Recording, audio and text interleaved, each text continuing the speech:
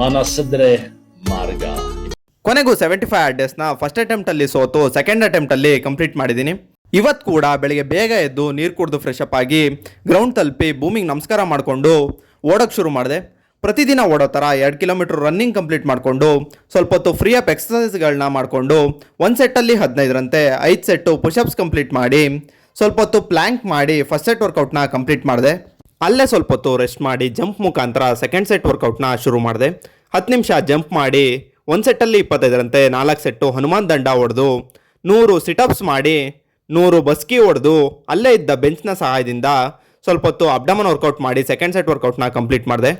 ಇವತ್ತು ಅರ್ಥಶಾಸ್ತ್ರದಲ್ಲಿ ತುಷ್ಟಿಗುಣ ಅನ್ನೋ ಕಾನ್ಸೆಪ್ಟ್ನ ಓದ್ಬೇಕಾದ್ರೆ ನಮ್ಮ ಸರ್ರು ಹೈಸ್ಕೂಲಲ್ಲಿ ಹೇಳ್ಕೊಟ್ಟಿದ್ದು ಒಂದು ಎಕ್ಸಾಂಪಲ್ ನೆನಪಾಯಿತು. ನಮಗೆ ಫುಲ್ಲು ಹೊಟ್ಟೆ ಹಸಿದಾಗ ಮಾವಿನ ಹಣ್ಣುಗಳನ್ನ ಕೊಟ್ಟರೆ ಬೇಗ ಬೇಗ ಇಸ್ಕೊಂಡು ತಿನ್ಕೊಬಿಡ್ತೀವಿ, ಅವಾಗ ನಮಗೆ ತುಷ್ಟಿಗುಣ ಜಾಸ್ತಿ ಇದೆ ಅಂತ ಅರ್ಥ. ಆದರೆ ಹೊಟ್ಟೆ ತುಂಬ್ದಾಗ ಕೊಟ್ಟರೆ ನಮಗೆ ಸಾಕು ಅಥವಾ ಬೇಡ ಅನಿಸುತ್ತೆ, ಅವಾಗ ತುಷ್ಟಿಗುಣ ಕಡಿಮೆ ಇದೆ ಅಂತ ಅರ್ಥ.